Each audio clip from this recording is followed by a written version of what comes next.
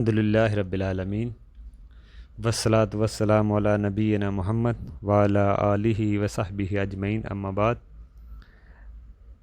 طلاق کے مسائل میں آج ہم دیکھیں گے کہ ٹیلی فون پر طلاق دینے کا کیا حکم ہے۔ کیا ٹیلی فون پر طلاق ہو جائے گی؟ دیکھیں، اگر کوئی ٹیلی فون پر کوئی طلاق دیتا ہے، اگر واقعی شوہر طلاق دے رہا ہے ٹیلی فون کے اوپر، شوہر ہی ہو دینے والا، یہ نہیں کہ کوئی بھی کسی کا موبائل دیکھ کے اس پہ میسج کر دے، نہیں، اگر واقعی شوہر ہی دے رہا ہے ٹیلی فون پہ تو طلاق واقعہ ہو جائے گی، چاہے وہ سمجھ لیں کہ کتنی بھی دور کیوں نہ بیٹھا ہو، ہزاروں کلومیٹر دور کیوں نہ ہو۔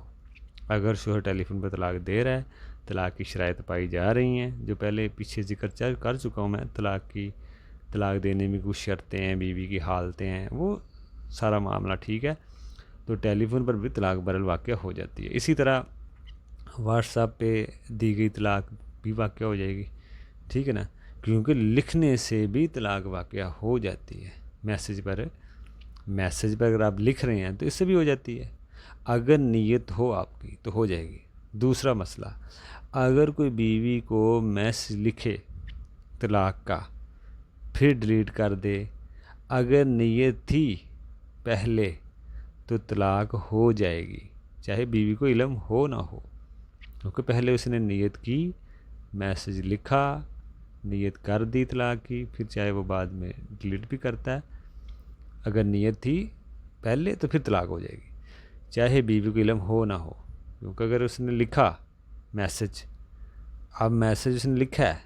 لیکن نیت کے ساتھ، پھر اس نے ڈیلیٹ کر دیا،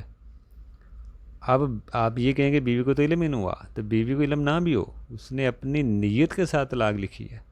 بیوی کو علم ہونا شرط نہیں ہے اس میں، تو طلاق واقع ہو جائے گی۔ یہ چیزوں کا پتہ ہونا چاہیے۔ دوسرا مسئلہ، اگر کسی نے بیوی کو میسج پر طلاق دی لیکن بیوی کے پاس ابھی وہ میسج نہیں گیا،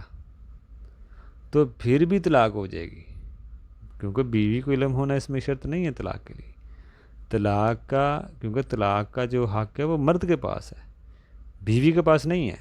اس لیے بیوی کو خبر ہونا ضروری نہیں ہے طلاق کے لیے، لیکن بعد میں بیوی کو خبر تو دے دینا چاہیے نا، اگر آپ نے طلاق دی ہے بیوی کو خبر دے دینا چاہیے، لیکن ہم یہ کہیں گے کہ شرط نہیں ہے۔ تو یہ مسائل ہیں، خلاصہ اس میں یہی ہے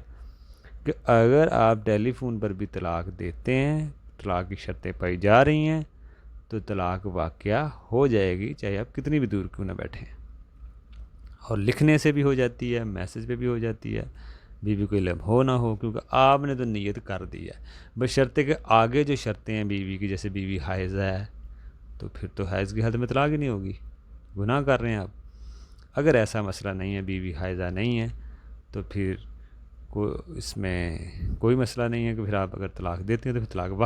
واقعہ مانی جائے گی، کیونکہ حیض ایک مسئلہ ہوتا ہے جس کی صورت میں طلاق نہیں ہوتی، لیکن اگر وہ ساری جو چیزیں ہیں وہ مخالفت نہیں پائی جا رہی تو پھر اس ساری شرطوں کے ساتھ آپ دیتے ہیں، بیوی کی حالت کو دیکھتے ہوئے ٹیلی فون پر بھی اگر دے رہے ہیں تو طلاق برل واقعہ ہو جائے گی۔ آگے پھر اس کی عدت ہے، جو بھی مسائل وہ پیچھے اس کو ذکر کر چکے ہیں۔ ہمیں اللہ تعالیٰ اس طرح کے مسائل سیکھنے کی توفیق دے، اور آگے بھی اس علم کو اللہ تعالیٰ ہمیں پھیلانے کی توفیق دے، تاکہ لوگ ان مسائل کو جانیں، نکاح اور طلاق کے مسائل کو جانیں اور اس کے مطابق اپنی زندگی گزاریں۔ اللہ ہمیں سب کو اس پہ عمل کی توفیق دے۔ السلام۔